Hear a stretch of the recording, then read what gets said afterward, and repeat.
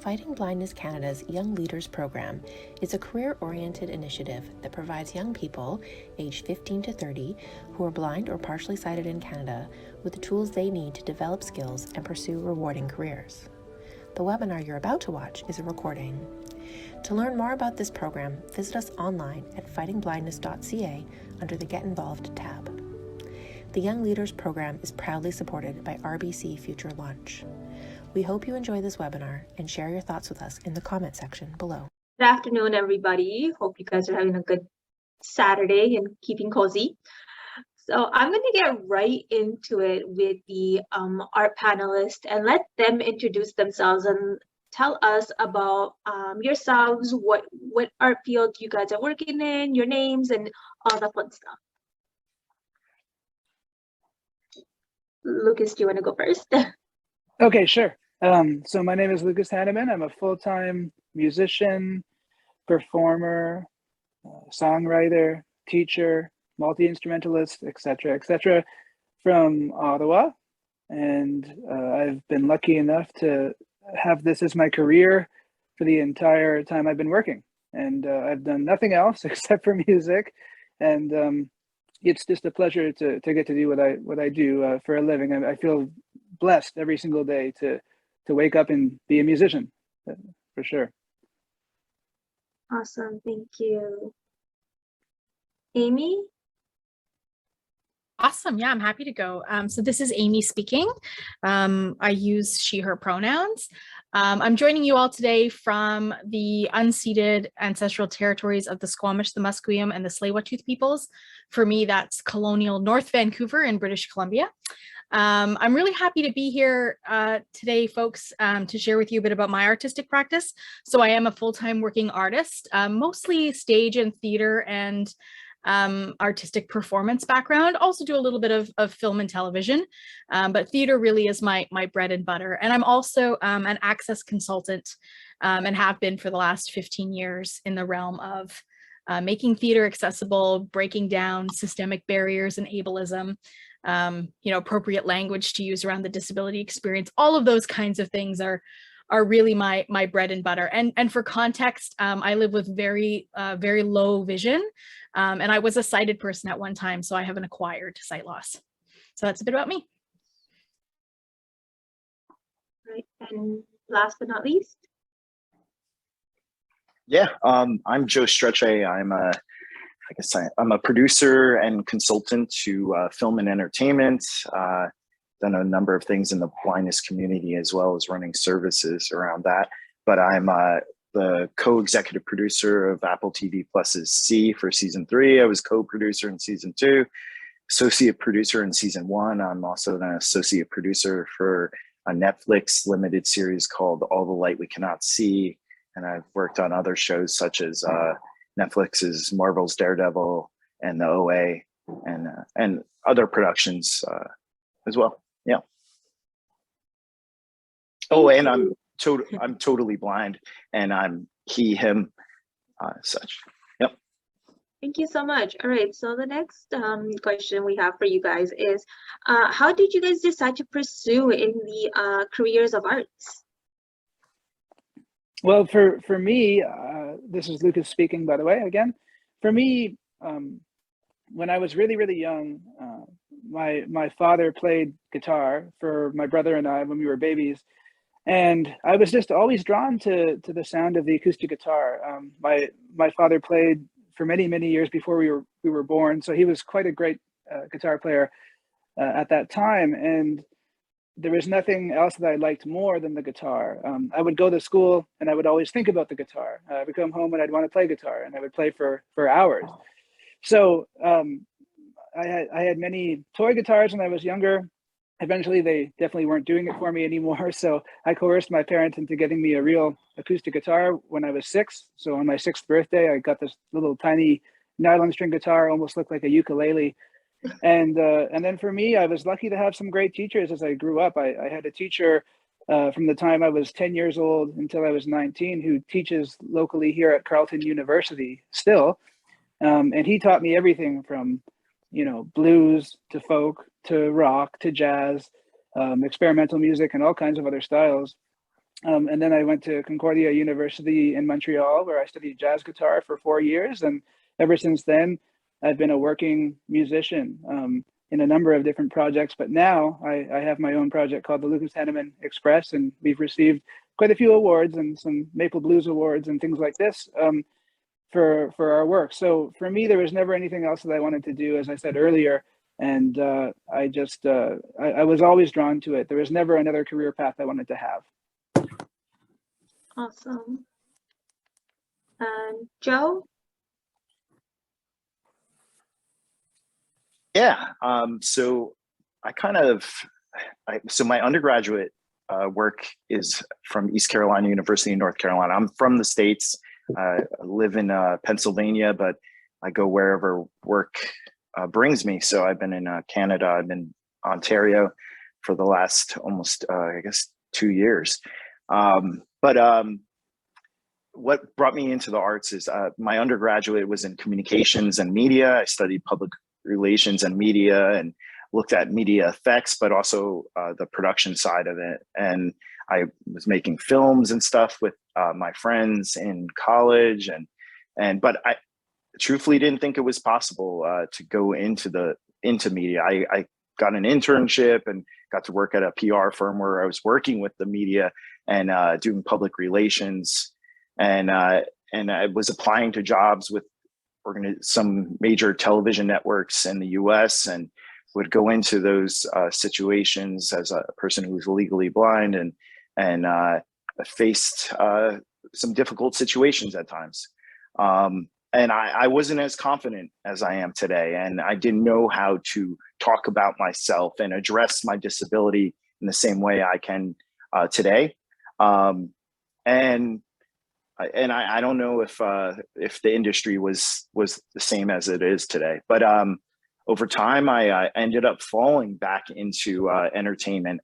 Later on, I was critiquing media and stuff. My graduate work is around blindness, and from Florida State University, teaching children who are blind or visually impaired, orientation and mobility, specialty and transition from the school to work.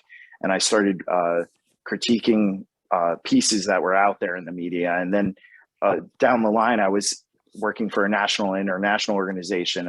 And for a hobby, I started interviewing people who were prominent individuals who are blind or low vision that were in media. And I ran a mentorship program. So I was connected to all kinds of people. So I started helping casting help for shows and for commercials, connecting people who are blind or low vision to those opportunities. And then I started helping some documentaries, and then a writer's room for a USA Network show came to me and asked me to help with 3 episodes. So I did that.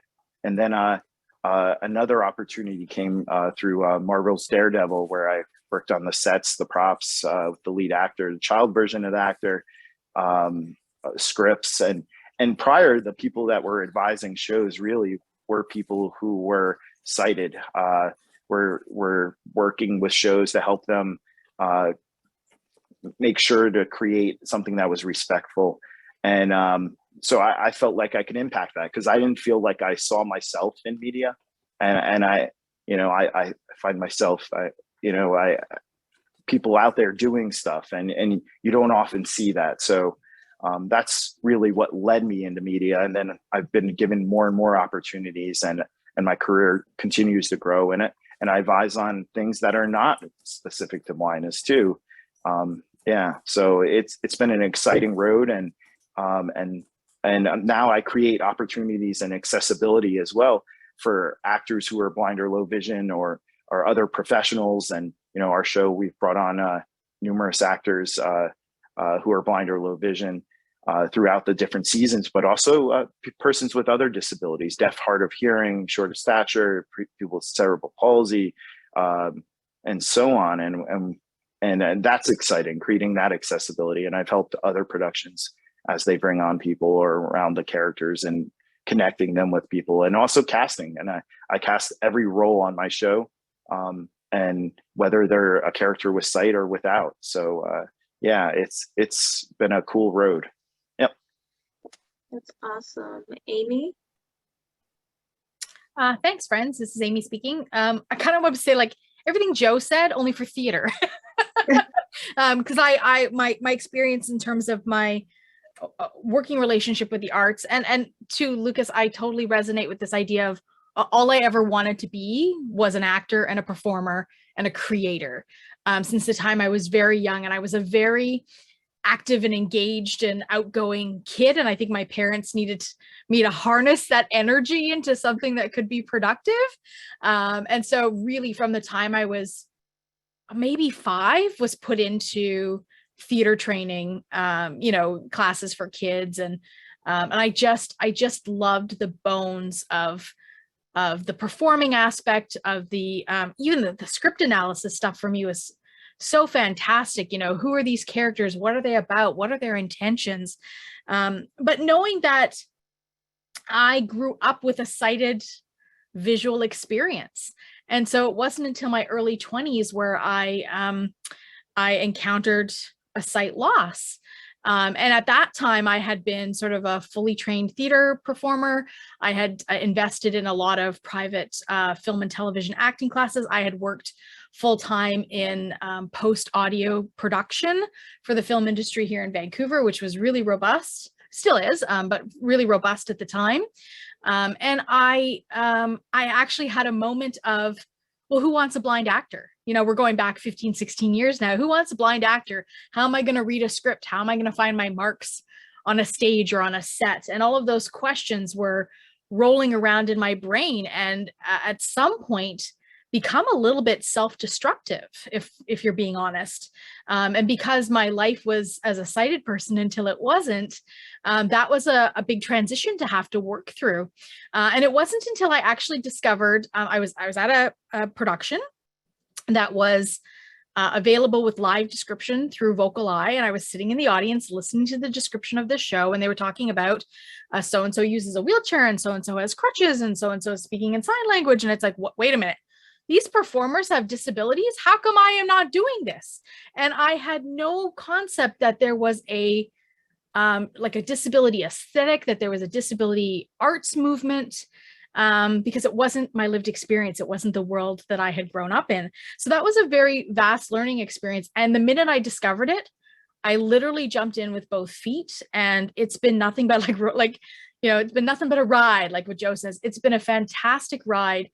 So I get to do a lot of things, from taking, scripts that are written, and I'm cast in a play right now that we're in rehearsals for 4 days a week that'll be on stage, fingers crossed with COVID situation always pending, but in just 3 weeks from now. So I'm always doing stage work. I'm developing my own one-person show, and I've got 2 or 3 theater companies that are taking on that work with me. So we'll be embarking on that development and research project.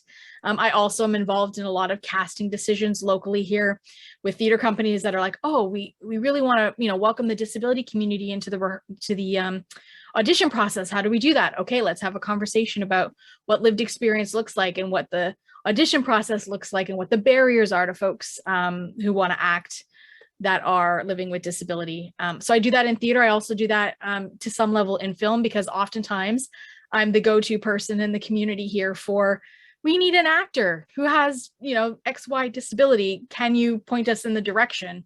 So I do a lot of that work. I'd love to get more involved in doing film and television stuff from both a in front of camera perspective, but also from a producing perspective as well, because it was my trained field as a sighted person. I was trained in film and television, but also in this post-production world of audio and filmmaking. And so really have a love for that as well. So that's, I could go on and on, but the panel will be over. So I'll leave it at there. That's the end of my thought for this question. Thank you. All right, thank you so much. That's awesome, Wow. So the next question I have, and I guess, you know what, I'll let you guys decide who wants to answer it. But what motivates you and influences you in your work? I guess we'll go in order again.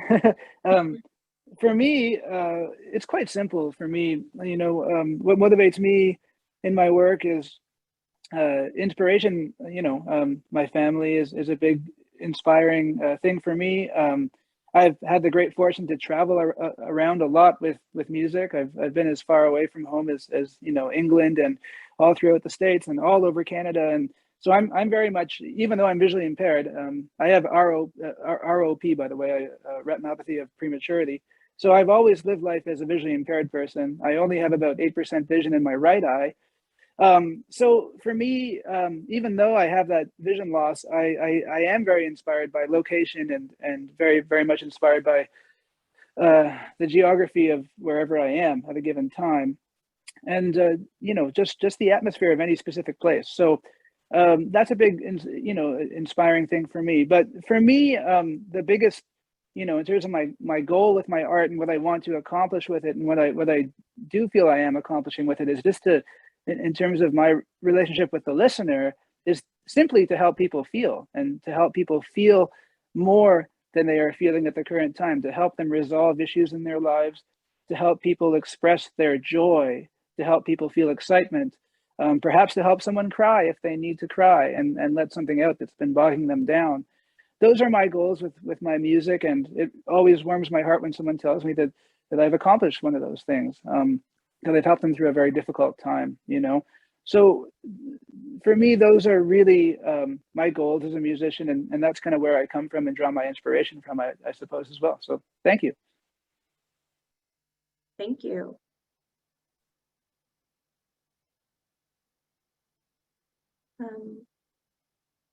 This is Amy. I guess I can jump in, or Joe, would you like to go ahead? You go for it, Amy. Okay, sure. Yeah, motivation is a big thing. I suppose we're all driven by something. For me, my motivation as a creator and a performer and an access consultant has changed from the time that I was having a visual experience to the time that I was not having a visual experience. So, you know, at the time, I guess when I was a sighted person, my motivation really, I probably was to just be famous and do the work, right? Like everybody wants to achieve. But as a person now that lives with a sight loss, my artistic practice has changed quite a bit.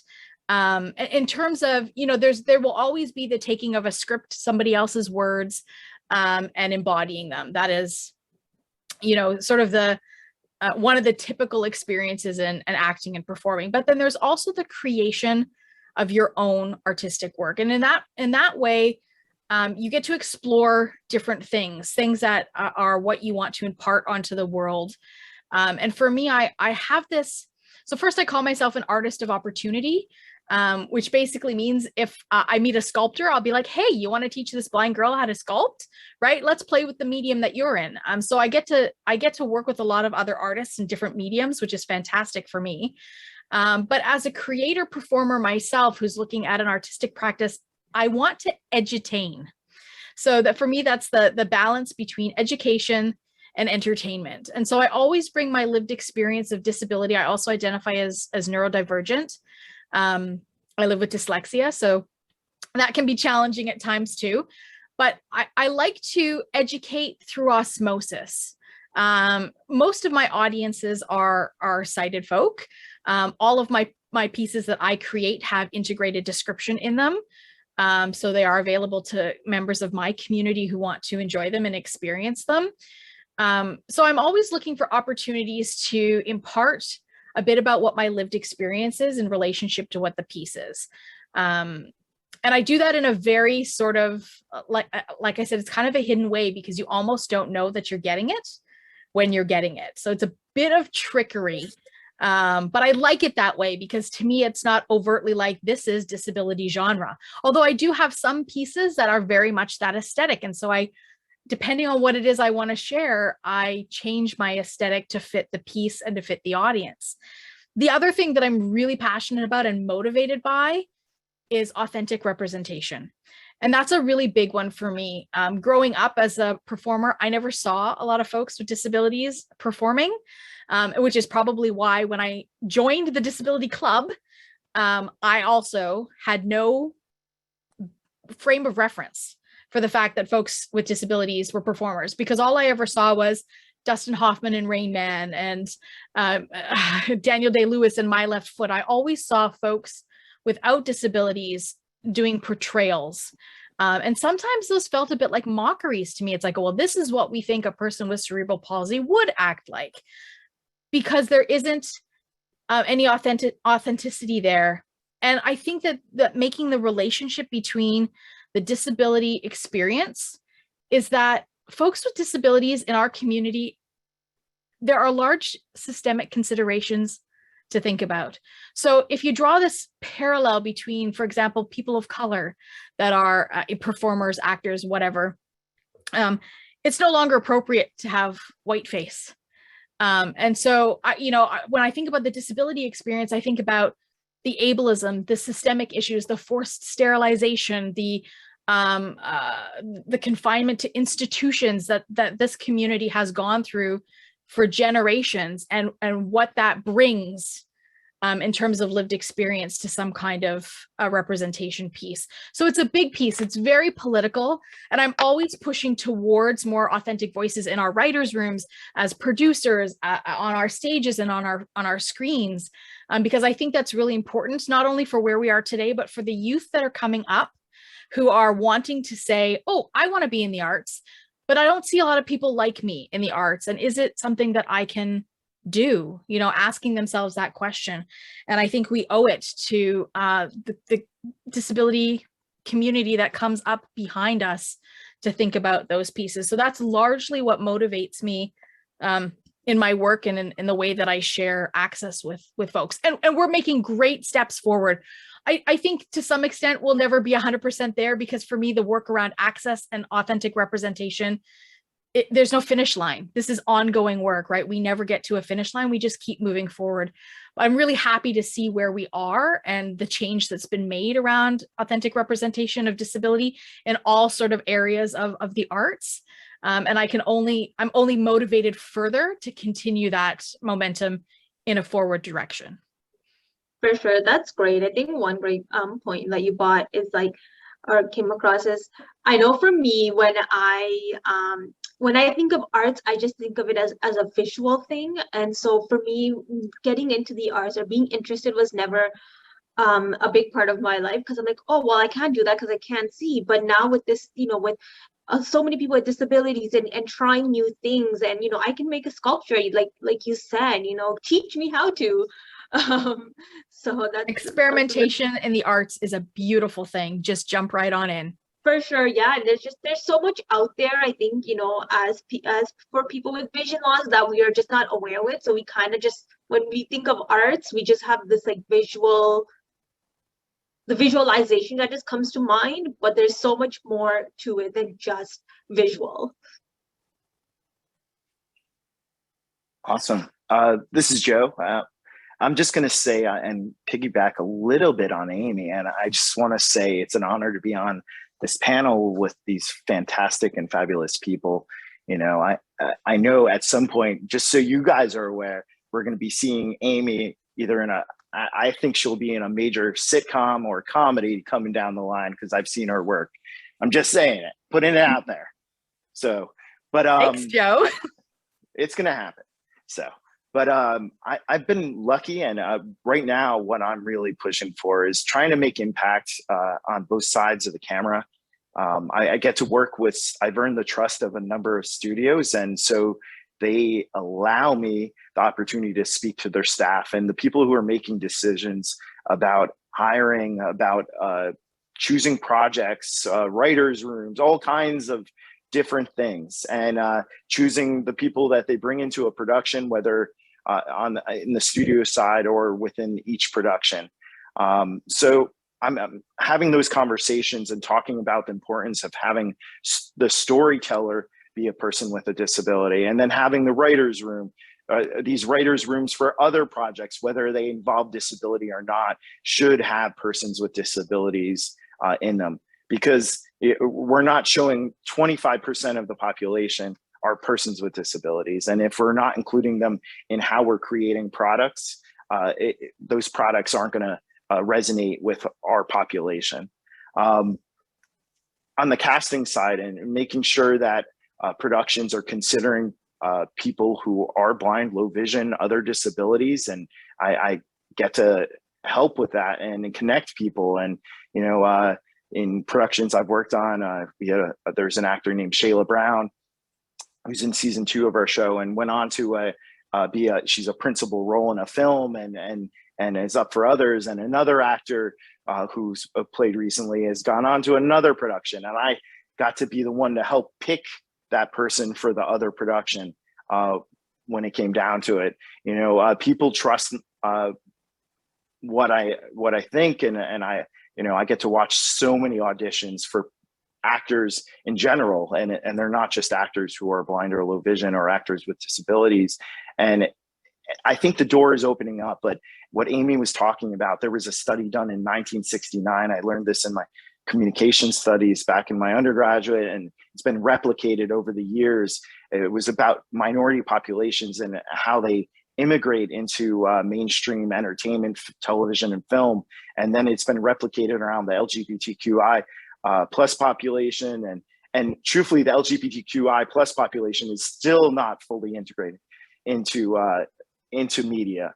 Like when you look at, there are 4 stages. The first stage being non-representation, the second stage being ridicule, so being the butt of the joke or being made fun of.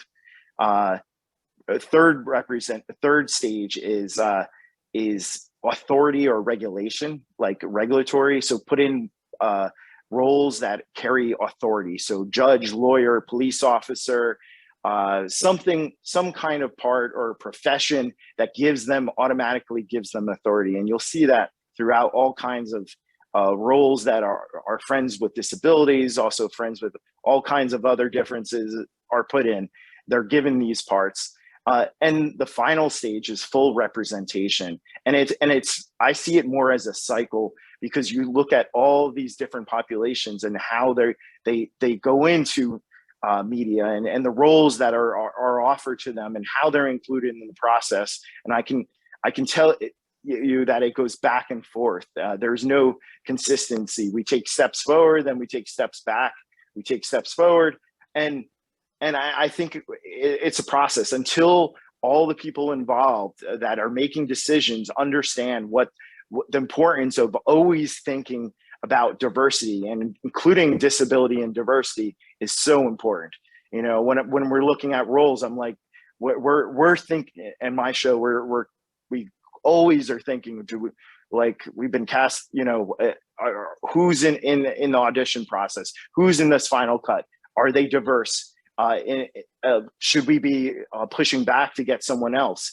There's got to be someone else who fits, and whether it's around disability, whether it's around race, whatever it is, gender, and I think the real product is the people that move on to other productions. My friends who are showrunners or directors or producers and go on, and now they're casting persons with disabilities in other shows. And the thing is getting parts that are not just about their disability, that are meaningful roles. And you're seeing more and more of that.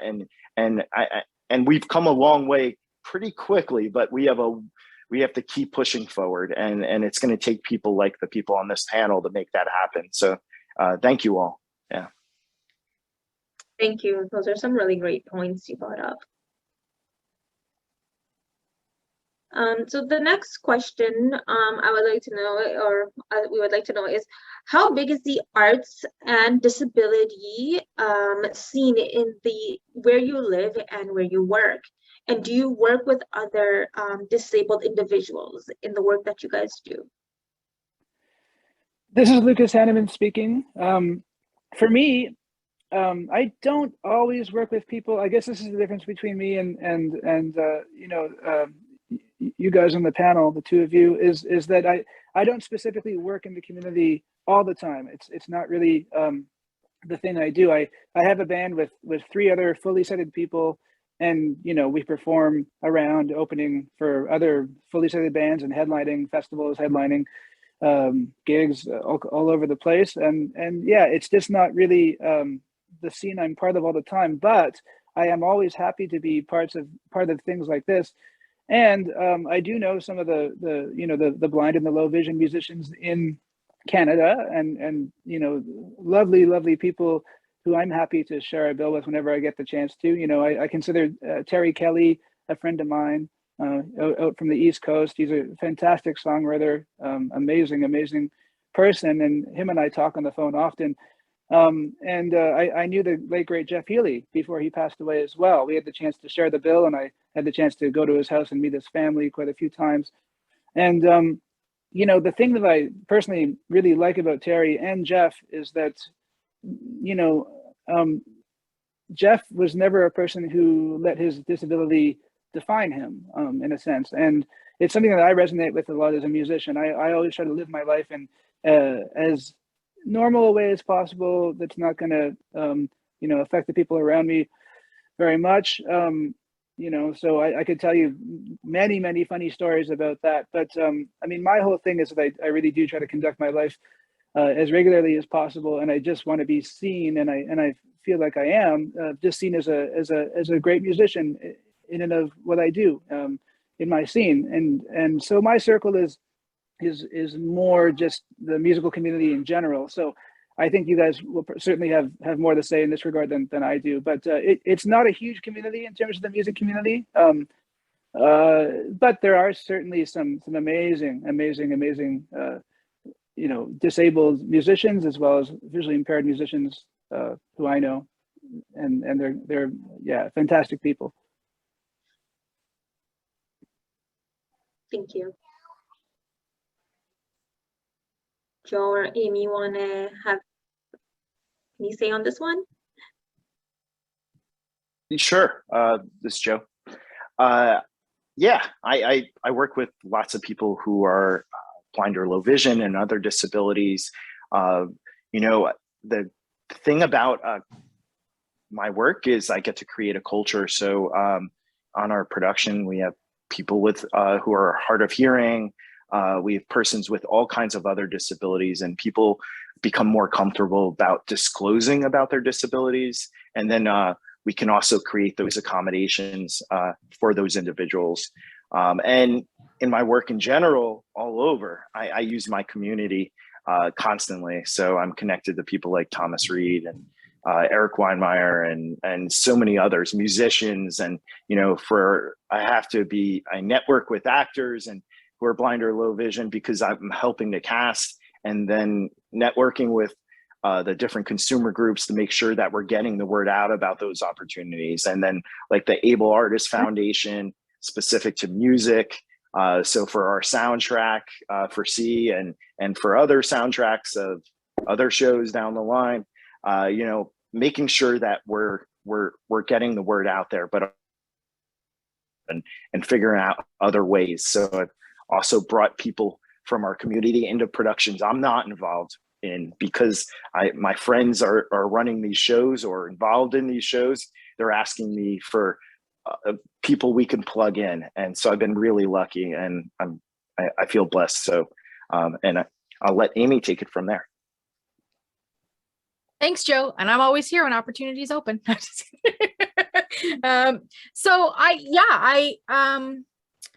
I'm really, really connected with the disability community here in Vancouver as well. So that resonates quite strongly with me.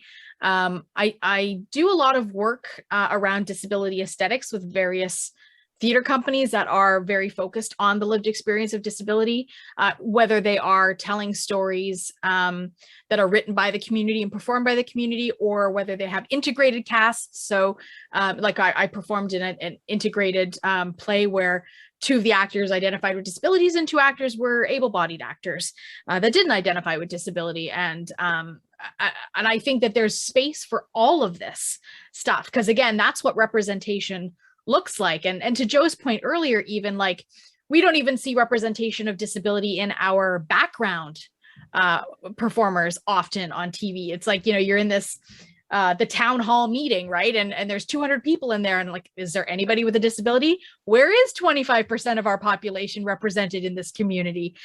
So even that is a place to start. It's like, that's like the low-hanging fruit, right? To start making change and moving forward. I think for me, I carry a certain amount of privilege, and I recognize that as a person with a disability. I also have built a lot of trust and networking with local theater makers and local theater companies. The pandemic has actually offered me more work than I know what to do with, truthfully, in this genre, because just about every theater company in town, from the biggest theater company in Canada, which I'm employed by now, to small sort of startup theater companies, are all looking on how they can take a look at their practices from the inside out, whether that's the hiring of folks, even folks that are working in the box office, taking your tickets, working at concession, to folks who are, in set deck, who are producing, who are administrators in the arts, to folks who want to perform, right? So we've got a lot of work to do in terms of opening up the community, the arts community, to the disability experience and other intersectionalities, of course, around bringing them into the industry in one way or another, so that folks can be connected. But I certainly carry this privilege where my word is very much trusted, and so I am a foot in both camps. And as my own work personally as an artist, I audition for many roles that are not written for disability. The role that I'm playing right now in a play is not written for disability, yet diversity for them was so important that they cast me in that role. And I want to see more roles like that. Why can't the father of the bride be somebody who uses a wheelchair, even if it's not written that way? That's what representation looks like. And so we are in a place in Vancouver right now where we are making real change in that direction. It takes time, it takes buy-in, it takes logical thinking. And what I find is different from my approach to the approach of some of my other colleagues that are doing work around equity and justice, specifically in the disability experience, is that there's often a quick, they're often quick to say, well, this is violating my human rights, I'm going to file a human rights complaint. And I find that approach has never worked really well. I find that sometimes, you scare off people and then they don't come back to you for information that they really need to have to make systemic change, right? So my approach is conversational, discussionary. Let's talk about lived experience. Let's talk about the community. Let's bring the community in to share what their barriers are in whatever kind of artistic practice they're trying to get into, so that there is an understanding of that. Nothing about us without us, right? Like I don't want things done for me. I want things done with me, with my collaboration. And so the level of privilege that I have means that I can bridge the gap between the disability world and the non-disability world.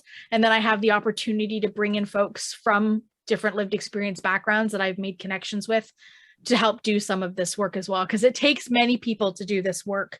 So yeah, I'll leave that there as the end of my thought. Go, Amy. So, but are there any specific challenges in relation to vision loss that you guys have encountered in the past, and how did you guys deal with them? This is Lucas Haneman speaking again.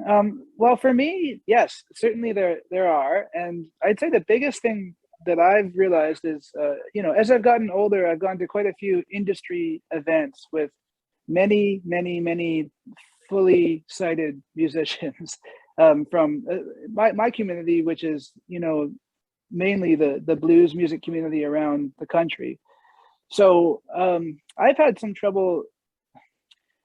There's at these events there's something called speed pitching, where you have 2 minutes to talk about your project, and then you have to move on to talking to the next festival organizer or the next producer or the next whoever it is. And the trouble for me sometimes in these speed pitching sessions is I've found that I've had to spend the first minute or so explaining to the person that I have a visual impairment, because they always ask me, oh, you look a little bit, is there something wrong? And I say, no, I'm just visually impaired, So that's always been a bit of a difficult thing, because I just want to talk about my music. I don't want to, and I want to share that experience with other people. So that's been the most difficult thing for me, and be it with people on the production side of things or other musicians, sometimes either just feeling a little awkward or whatever it is. And I know, all of us on this panel have shared this experience, right? It's something that we've all shared.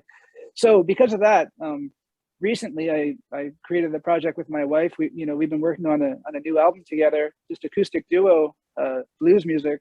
And we decided that we'd have a project called The Blind and the Beautiful, because, well, I am blind and I am beautiful. No, I'm just kidding. She is beautiful. and And you know, the other thing is that we don't take ourselves too seriously. Certainly, I do not take my disability too seriously because I've lived with it for my entire life. I know nothing different. So when someone asks me what it's like to be visually impaired, I say, well, it's just what it is, because I don't know anything else. In fact, I don't even really think about my visual impairment unless I'm walking straight into a wall, you know, and that's my whole thing. So anyways, I mean, the hope with this new project is that I won't have to explain it because people will just know.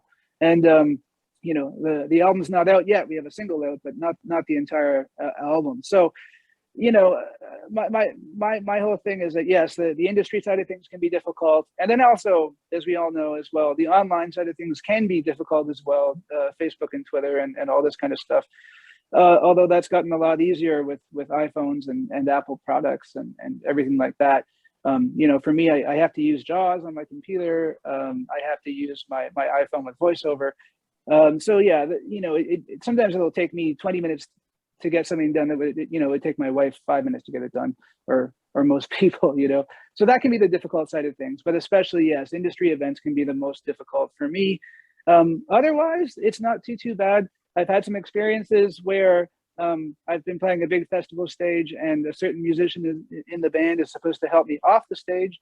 This has never happened in my own project, but I was working with a Sony music artist a couple of years ago named Michelle Tracy from Toronto, and I was her musical director. And the keyboard player was told many times he was supposed to help me get off the stage, and it wasn't going to be a big deal.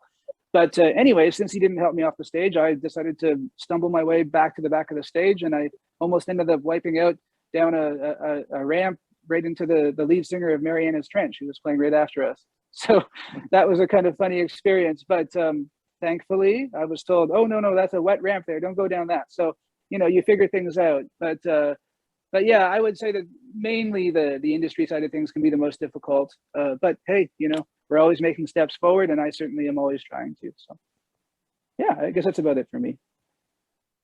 And this is Joe. I'm just going to echo what he was saying.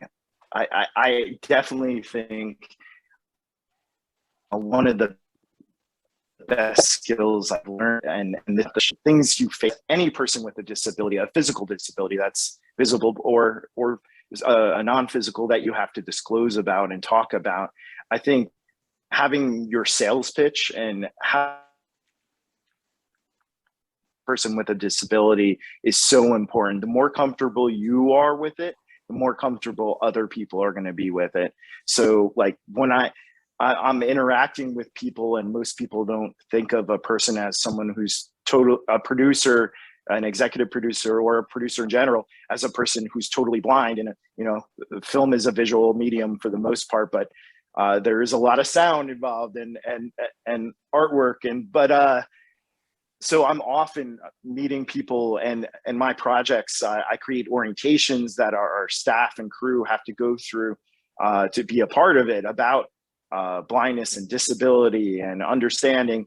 But when I go to visit other projects or whatever, people are ask questions, and they might not, they just think I'm there, or someone brings someone to set or somewhere, and they might be like, oh, it's really nice that they have you here.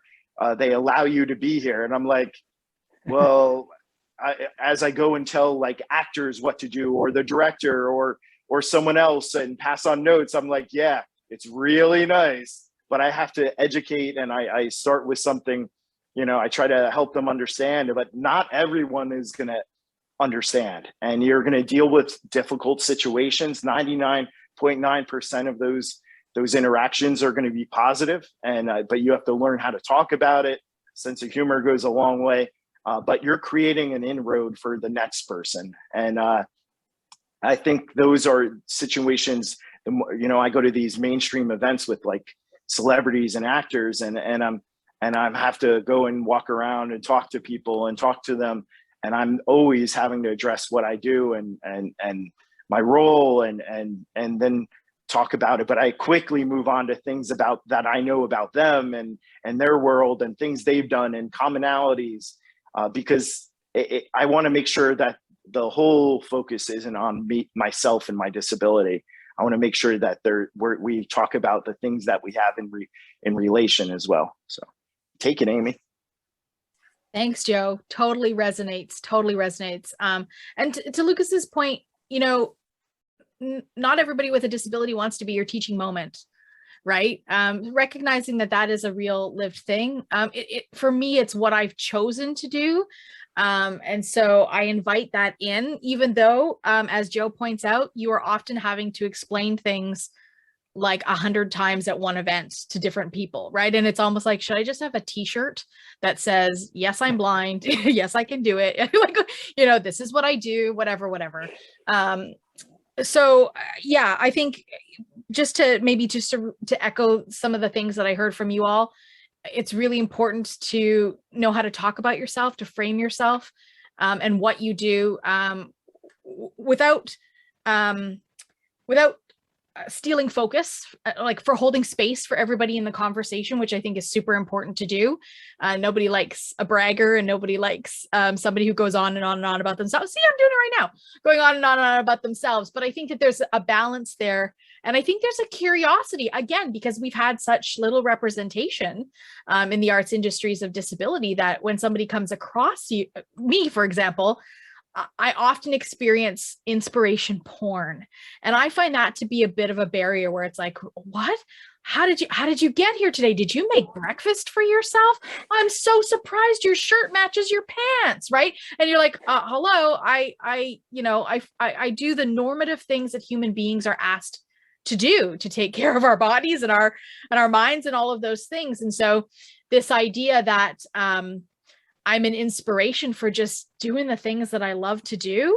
I always say to folks, so when they tell me I'm an inspiration, that they can tell me call me an inspiration when I cure cancer, right? When I do something that's really worth inspiration. Now, this will be different for Lucas, because music is often inspirational. So I'll separate that out of this, because inspiration porn is a separate concept. It's just about being inspirational for simply existing with your disability. I have it so hard that you can't imagine what that would be like, right? Heaven forbid I enjoy my life. So that I find is often like one of the barriers. It's the social barrier of being in the arts, right? And of course, with sight loss, there are a ton of barriers. I always say to folks when they ask is, listen, my sight loss is inconvenient. That's really all it is. So yeah, it may take me a little longer to get somewhere. I may have to do a little extra legwork to navigate on a stage. I may have to put a tactile strip under my foot so that I can feel where my mark is. Those kinds of things. But really, once you know how to talk about that and to address that openly, people are like, oh yeah, that doesn't sound so difficult. And you're like, no, it's not. So, in that way, I'm, again, sharing a bit of context and lived experience, but in a way that, for me, I feel the weight of the disability community in a large way. And this is maybe a separate thought, but I feel it in a way that I always have to perform at my best, whether it's like a performative thing or whether it's just a networking opportunity. I always have to be at my best, because I want folks to know, I want decision makers to know that people with disabilities are passionate and capable. And I want to change that conversation from the stigmatization of disability to the empowerment of the disability experience, so that other folks with disabilities have opportunities that I didn't have. And so sometimes I feel like if I overburden the conversation with the laundry list of things that will be a barrier to me, that decision makers may say, I don't know, that's going to cost too much money, or that's going to be too much effort, right? And so I make sure when I have these conversations, I frame them in a way where the ownership really of the accommodation that I need is actually on me. Like, listen, I can tell you exactly what I need and how I need it and how to do it. And it's really just about a conversation, and it's really not that difficult to address in a moment, right? And so for me, that's a constant thought. And I think truly that can also be a barrier in some ways, because I'm always thinking about that as part of my motivation, as it's not just me, there's a community of people here that need to gain access to the arts in some way. And if there's anything that I can do to make change so that it's just a little bit more accessible for them as they're entering an industry that they love, then I think that that's totally worth it. Thank you so much. So as we are coming to the end and wrapping up, what advice would you give somebody that is interested in pursuing arts and careers, or careers in art? Sorry. Maybe Joe, if you want to take this one. Yeah, sure. What I would say is, get the training you need, but also get involved. Start creating whatever art it is. Start actually creating. Find people that you can create with, and start doing it. I know many artists. I think back to an actor who's not a person with a disability, who she moved to Hollywood with some friends and auditioning for parts and not getting it with the parts she wanted, and the parts that she wanted weren't out there. She started creating her own projects, her and her friends, and then eventually making projects, putting together these small projects, and then they got bigger and bigger.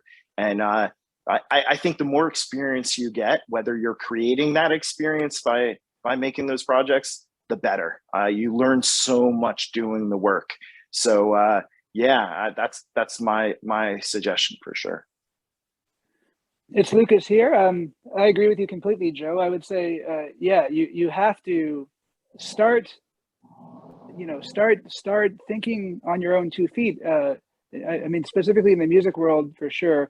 There's a lot of people who just kind of want to show up to the gig and kind of just do their part and then leave and wait for the phone to ring, wait for the emails to come in. But you really do have to be a go-getter, especially these days. I mean, the music industry has certainly taken a bit of a spin in the last couple of years. So you really do have to be a go-getter. You have to go after your own things, and if you start something, you have to finish it. And that's the biggest thing that took me the longest time to realize as well. For a long time I was playing in other people's projects as opposed to pursuing my own, and I had so many half-written ideas that just didn't blossom into anything. So finishing your ideas that you start, and finishing them quickly, I would say, is really, really important. Whether it be a play you're writing, or a TV series, or a song, or an album, whatever it is, you have to kind of get into something with both feet and finish it.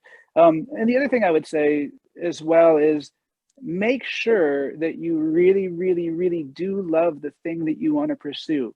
That you don't do it just because you love it, because you need to do it. And I have a lot of students who are amazing musicians, but only a few of them really, really love music to the degree where I think that they should be pursuing it as a career, because it is certainly a very different lifestyle. It is not predictable. You don't know what work is going to be like from month to month. And I'm in a lucky position because I have a family, and I pay my mortgage with music, and my wife is a musician as well. And we are quite successful, but we've worked very hard to attain that success. So you do have to work very, very hard. But if you love it enough, then you certainly can. Thank you so much. That's great. This is Amy. I just want to, I love what the two of you have said. Totally agree. And I would just add one thing that's maybe the juxtaposition between the music industry, possibly and theater. In theater, there are a ton of opportunities for work and development, researching work. And so, I will be applying for a grant, and I'm pretty sure I'll be successful, because at the moment in Canada, like Canada Council for the Arts or your provincial arts organization are looking for diverse voices for authenticity. And so I've got a bunch of projects that I'm embarking on that are really about researching a project. And when you present it, you're presenting a work in progress. So what that does is it takes the fear away from, oh my goodness, I have to have a final product to display. So I would seek those opportunities as well, because you can get a Canada Council grant for $30,000 or $50,000 in order to get a group of people together in a room for 2 weeks and just talk about what it is you want to do, how you want to share it, how you're going to share it. And then you could put together a 5-minute presentation on what it is. And that could be the work itself. So it's not always about the destination, but it's often about the journey. And it's one of the things that I really love in the arts world, is because you could do that for 4, 5, 6 years, right? Like what they say in theater and maybe in other arts is the theater piece is never finished. It's just abandoned, right? The painting is never finished. It's just abandoned. That's how art happens. And maybe for music too, it's like this, I could always rewrite and change and as my life changes this piece. So look for those opportunities as well. You create them, but the funding is available for those. Thank you so much. Yeah, that's a really good point, and definitely take advantage of, things like that when it comes to expanding in your careers or exploring the career that you want to definitely go into. Thank you so much for coming on and sharing your experiences and speaking about your careers. We're just at 3:00 now. I don't know, Morgan, do we want to, if anyone has any questions for the panelists quickly, or yeah, I think that's a good idea. I don't think our next speaker is arrived yet. So why don't we just take an extra 5 minutes? If anyone has any questions, feel free to just speak, or you can put them in the chat, whatever works. Maybe while we're waiting for people to think about that, my question is, first of all, this is so my jam. Like I'm for anyone new here who doesn't know me, I don't live with vision loss, but I have other disabilities, and I started out working in the arts field. So my whole master's thesis was about everything you've been talking about today, and it's just like, oh, makes me feel so good to know that you guys are out there kind of busting these barriers, which is amazing. So maybe I just wondered if our people in our audience wanted to learn more about what you specifically are doing. Like Lucas, where can we get your music? Amy, where can we learn more about your stuff? I know, Joe, you mentioned the show C. What projects are you working on right now that if people were interested in learning more, they could reach out or find you online? Yeah, I have a website called it's Strechay Consulting. .org. I also have and I have a YouTube channel as well. I think it's like if you search Joe Strechay, it comes up. And Strechay is Strechay. I'm on Twitter, Instagram, and LinkedIn. Yeah, all the light we can not see down the line here. I have some other ones I can't say yet. Yeah, I'm always looking to expand, and I'm talking to some studios. So we'll see. Yeah. It's Lucas here. As for me, I have 3 different websites. One is my own personal www.lucashaneman, LucasHaneman.com website. That has more info on my teaching. So if anyone's interested in online guitar lessons, I do that quite a bit these days. I also have my band's website, the Lucas Haneman Express, is www.lhexpress.ca, and that has info about our albums and videos. And then the Blind and the Beautiful, we have the blindandthebeautiful.com as well, and that's going to have more and more info about our up and coming album as it becomes available. Personally, up to this point, I have 4 albums out under my own name, and I've played on quite a few projects by other people. And I'm working on another 3 albums currently right now, which should be out sometime within the next year or 2, all 3 of those.